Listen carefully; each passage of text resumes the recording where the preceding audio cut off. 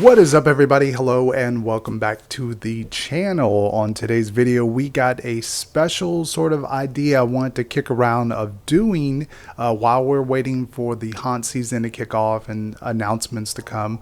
I thought it would be kind of cool to do sort of like a retrospect commentary on some Halloween Horror Night houses, so stay tuned for that. If you're interested, stick around. We're gonna do Graveyard Games. Graveyard Games. Sounds like a Haunted Mansion song.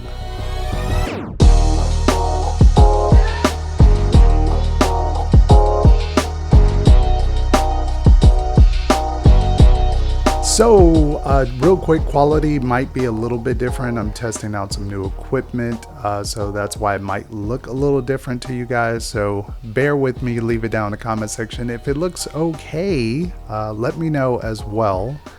So we're going to start off with Graveyard Games. Shout out to Theme Park HD. They have usually the best videos I've ever seen for Halloween Horror Night houses and walkthroughs.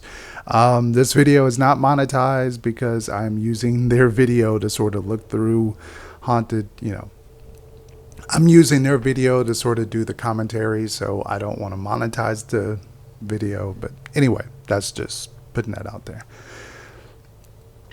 So Graveyard Games to me was quite funny because when I came around the corner and saw the facade, which the parade building, I was like, that's it? We're not getting a facade or something cool? Like, just a Facebook screen.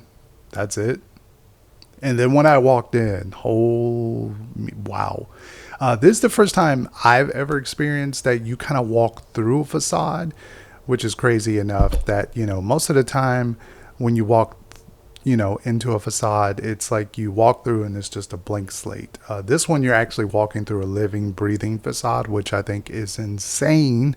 And the guy, me and Connor always laugh about the guy. Dork, just do it, dork. And what I was told by some cast member, shout out, that his e-prompt had multiple sayings that he had to remember. It just wasn't just one saying every time, but it was multiple sayings that he had to remember. So shout out to the actors there. I love the little touches like the fog everywhere and the flashlight that's kind of moving around. Reminds me of E.T., but that is really, really cool. But yeah, they did a fantastic job. I think with the design overall is that this feels like you're going into a graveyard, but sort of like a broke down graffiti graveyard. Shout out to, the camouflage scare actors. But they did a good job of blending the elements of you feeling like you're outdoors at night. You never felt like, the indoor scenes felt like indoor scenes, but anyway. I'm geeking out. This scene I never got to see carried out because for some reason when I came around, usually the effect was never working, or they just timing was a big issue with this house. Oh, I love that scare right there.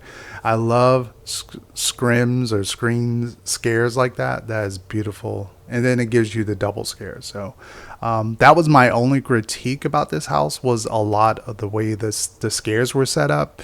There were a lot of double scares. Drop door. And drop door. Just a dummy. But there was a lot of double scares where it's, an actor would pop out and then you would come around the corner and you would know, okay, this actor is going to pop out on this side. They did that quite a lot in this house. I don't blame the actors. It's just the way the house is set up for that way. Maybe it might catch other people off guard, but didn't catch me off guard.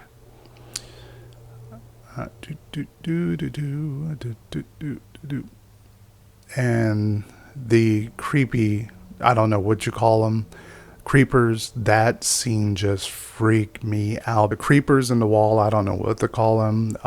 I walk pretty slow sometimes in a haunted house, and they were just creepily just staring at me. And it was the first time I think I've experienced something that wasn't a jump scare that was really, really creepy.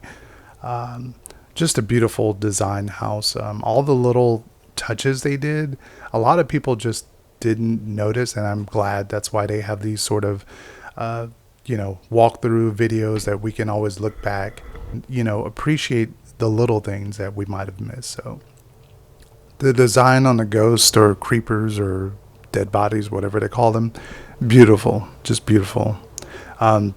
Most of the people had these little cell phone video things, which was really, really neat to see. A lot of people just didn't notice that that was an effect, just because you were probably looking around everywhere. But I love this little puppet thing that pops. But yeah, you really had to look around to notice the cell phone victims and the story of this house. Pretty detailed. Oh, that's so creepy. I love these. I love the like ghost dead looking body things. I love the scenes with candles. Just, you don't expect to see stuff like that when it's called, graveyard games. Initially I was expecting it to be sort of just children and ghost children, and when we walked in, it was a whole different ball game when I saw what they were scaring us with. And if you hit this scene just right, everything lined up like that. Like you would see the candles blow out, and then you would get the final like scare like that. But like I said, issue with this house was always the timing of things. This scene was pretty cool too as well. I mean, we did get some ghost children scares, which was funny enough that we got that. But it if you're used to that kind of effect, it doesn't scare you too much, because you can kind of peep when what's real, what's not. But if you can't, oh boy, you're in for a world of trouble there. Yeah.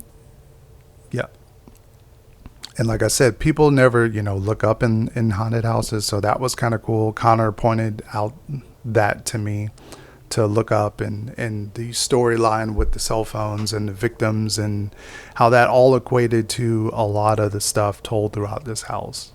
It wasn't just a house full of jumping skeletons and that was it. And then Connor's favorite scene, the scene where it freaked everybody out, and I just did not know what I was going into when in this room. I like walked fast as I could. I held my hands. I was like, nope, not me. Yeah, if you don't know that about me, heights scare me. Loud noises like Disney fireworks and complete darkness like that will freak me out. So that is it for my commentary on graveyard games. If you enjoy these type of videos or you want to see me do more of these in the future, leave it down in the comment section. Leave the video a thumbs up. Subscribe to the channel if you haven't already. I don't know how many times I could say that. We are almost at 5K. Almost there. We're like 100 subscribers away. So thank you guys for the support on the channel. Adios. Till next time. Peace out.